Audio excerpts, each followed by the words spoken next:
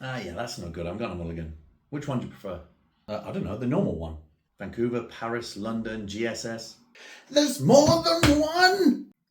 Well, in this video, we're going to look at the history of the Mulligan and how it's evolved over the years. So what is a Mulligan? So first, we're just going to look at what a Mulligan actually is. So a Mulligan is an optional process where a player may attempt to draw a better hand at the start of the game with some form of slight drawback or cost. So the earliest official Mulligan rule in Magic the Gathering was instated by DCI in 1994. Now this was a simple rule. All it was, all lands or no lands.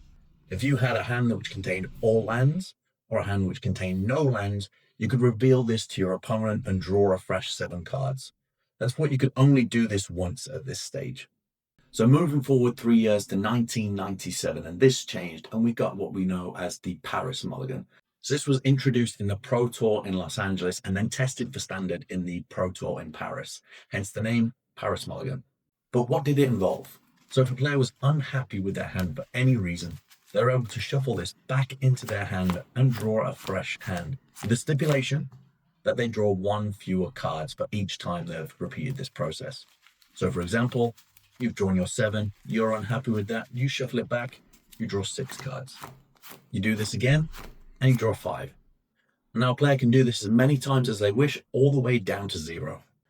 Why you would do that though? Who knows?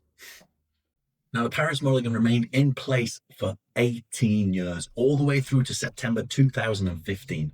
This is when the Vancouver Mulligan was introduced, coinciding with the pre-release of Battle for Zendikar.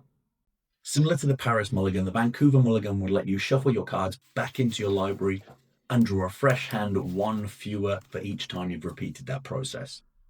But with one difference. Once everyone was happy that they had a playable starting hand, those which had fewer than 7 cards in their hand were allowed to scry 1. Now scrying 1, for those that don't know, is looking at the top card of your library, deciding whether you keep it at the top or putting it on the bottom of your library. This was adopted with the view to speed up competitive play and reduce the amount of non-games that occurred. This was further adapted, and in 2019 at the Mythic Championships in London, along with the release of the core set 2020, the London Mulligan was born. This is a mulligan that is still used today and probably the one that you are most familiar with still. So how do we take a London Mulligan? Now before moving on, if you enjoy content that doesn't take itself too seriously, think about subscribing to this channel. So if a player was unhappy with their starting hands, they would shuffle the cards back into their library, drawing a fresh 7 cards, but then putting 1 card back onto the bottom of their library for however many times they've done this process. Again, this was adapted for the same reasons of helping to speed up competitive play and reduce the amount of non-games that were occurring. Now, it's important to note that this is the history of the Mulligan for the competitive 1v1 format. Obviously, there's other formats and other styles of play, and there's lots of other different Mulligan rules for those. To highlight a few, the multiplayer formats, they tend to allow a free mulligan where you just get to shuffle your 7 and draw a fresh 7 with no stipulations and no drawbacks. And another popular mulligan, especially among Commander players, is the Gabriel Special Surprise, or GSS Mull. This is where each player initially draws 10 cards and then will choose 3 that they don't want and shuffle them back into their library.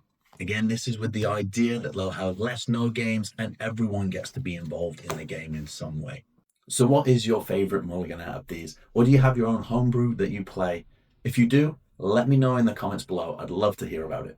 So that is all for today. But if you do like this content, please subscribe. And until next time, ciao for now.